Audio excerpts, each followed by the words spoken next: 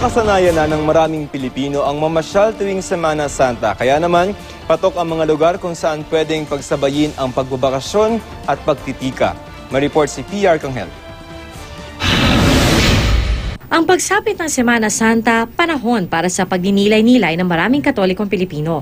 Pero ang pamamanata pwede namang sabayan ng pamamasyal, lalo na sa mga lugar na makakapagpatibay ng pananampalataya.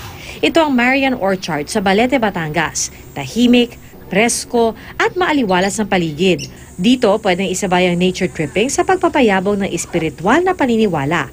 Sa tuktok ng isang tore halimbawa, kitang-kita ang makapigil hiningang tanawin. Pati mga chikiting hindi mabuburyong dahil may mini zoo sa orchard na pwede nilang tambayan. Sa mga nagbibisita iglesia naman, nariyan ang malumang simbahan sa Bataan. Isa na rito ang Samuel Church na 400 taon nang nakatayo at ikalawa sa pinakaantigong simbahan sa naturang probinsya. Magaganda yung simbahan dito, mga antik na.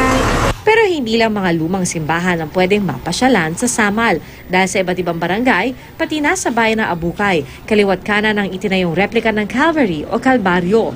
Iba't ibang pagkakayari, iisa ang mensahe, ang pagbabalik tanaw sa pagpapakasakit ni Jesus para sa sangkatauhan.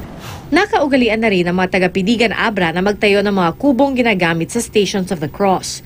May isang atapay mo daytoy nga mangted iti nasaysaya at nga espiritu ti panangrambak iti Semana Santa. So nga da kami kani ading ko kanti pamilyami da kasla panata mimutin adi kita kasla panag thank you kadagiti blessings met kasya. Kung sa maraming probinsya tahimik ang pagunita sa Kwaresma, ibahin nyo ang Buwak Marinduque.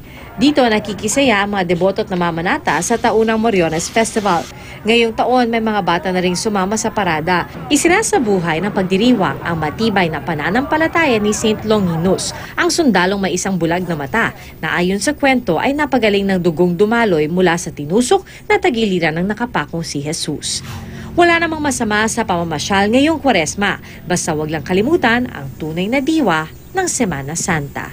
PR Kanghel, GMA News.